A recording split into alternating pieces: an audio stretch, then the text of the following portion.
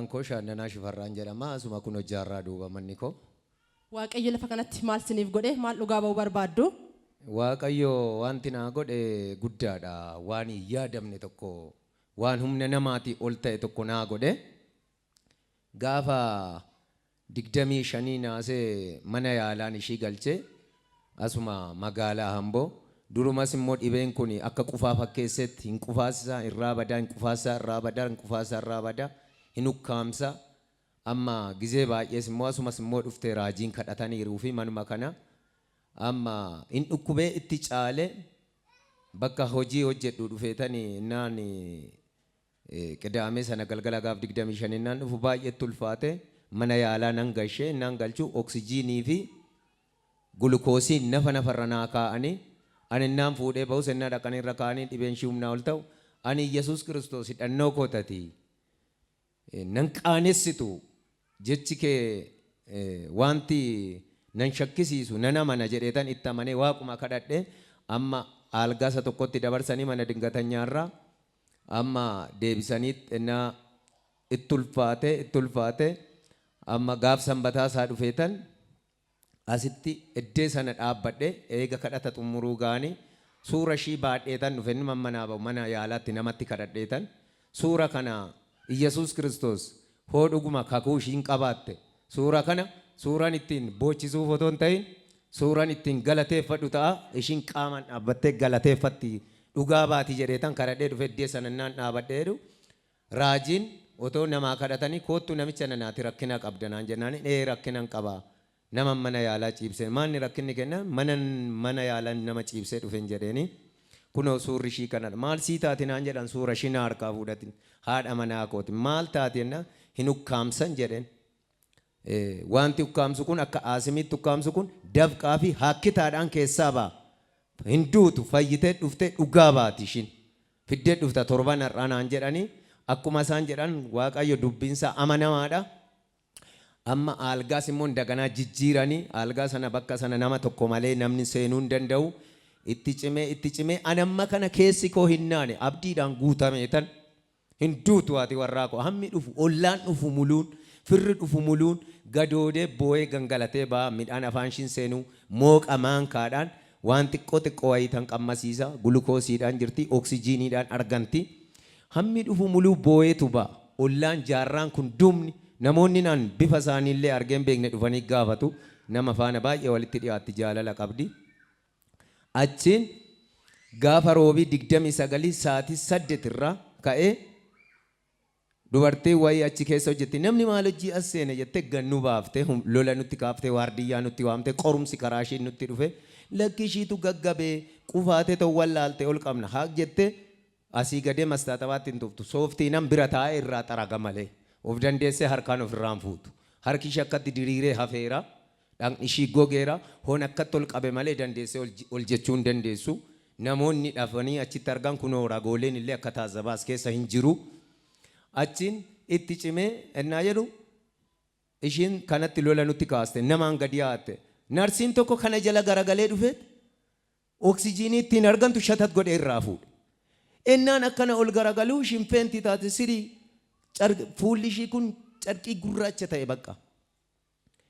Ani ammas abdiin kunneen hinnaani bakka boo'ichiin ka'ee inni barandaarra jiru fooqii gubbaadhaan hin boo'ee doktoroonni mana keessaa hin boo'anii laphee ishii kan asii gadee hurgufe namichi hurgufee qilleensa dhabe. Qilleensa naa dhabu oksijiinii biraatti gaashee hin dhabame qilleensi. Achumaanan haati mana kun obboleettiin kun hin duune hin gannazamtu jedheetan shintibeet akkanuma fooqii gubbaadha jira. Kilaasii wayi banadhee seenetan Iyyesuus dubbiin kee amanamaadha. Ijoollee ishiitti reeffa fuudheen galu fayyaa galan duutu jedheetan abdii guutuudhaan kadhadheen jilbeenfadheen shintibeetitti. Amma naannoo sa'aatii 8 yoo wallaalte naannoo sa'aatii 9 afurri keessa deebi. Hamma kanatti akka isaan hin gannasni dhaabbadheetan dha'u. Hin boo'unis na danquu dide tokkotti alaa namni hin boo'aa firri hin boo'aa ollaan hin boo'aa. Aburri wayii keessa deebi'ee hin duutu hin boo'inaa hin duutu ishiin hin duutu abdiidhaan galti malee hin duutu daa'ima ishiitti fuudheetan gala fayyaan galti jedhee ittan amane bakka harraajiin sagalee naa baasanis ittan amane amantummaa kootiinis of cimseen of dhaabe waaqa faana gooftaan hangalatoome haa ta'u naannoo sa'aatii 10tti ija ishii banatte. An saddeetiin owwallaalte afurri keessaa dhabame jedhame. Amma yeroo sanatti bakka inni kaan birrii meeqa siif hin barbaadu birrii qaba Yesuus. Riifaroo jedhan hin jedhamtu fayyaadhaan galti hin barbaadu. Qormaan immoo akkatti dhufu immoo durayyuu darbeeraaf ergaan. Hin galti malee riifaris hin jedhamtu. Ati manaa koo algarraa algaatti mana yaalatti hin dabartu. Iyyasuus qormaata agarsiisuudhaaf hammatti dhiyaannu hamma laphee keenya laaluun malee hin duutu. Hin hidhamtu wadaroon hin jedheni. Doktoroonni isaan dura gamanis hinnaanii dhadhaabatanii afurri keessa deebi'e. Saddeetiin owwallaalte 9 afurrishii afursuu jammarte 10tti ijji ishii hin baname. Ofan beeke Iyyasuus galanni ulfinni isaaf haa ta'u. Naa galateeffadha.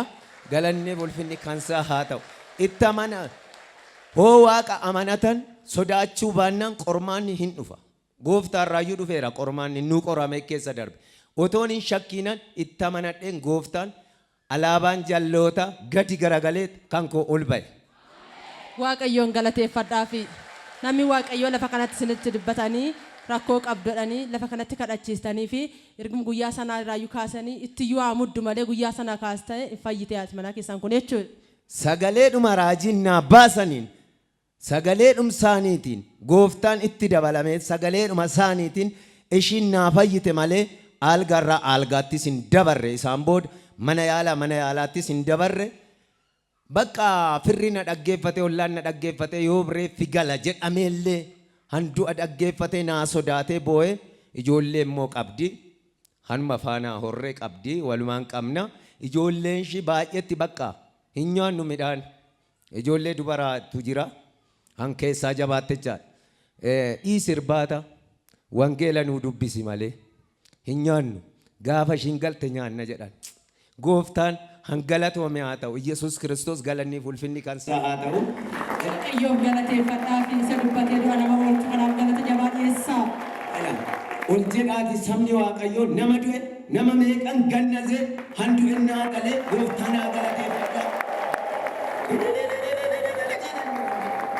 Yoora gooftaan sinaa eebbisu. Wanti nani keessa darbe waan namni keessa dabarte hin jenne Waaqayyo keessa na dabarsee ana nama du'aaf jireenya addaan baasee bakka ijoollee kootti hin galu jedhee abdii kutee Yesuus immoo duraan dursee sagalee sanaa ergeera.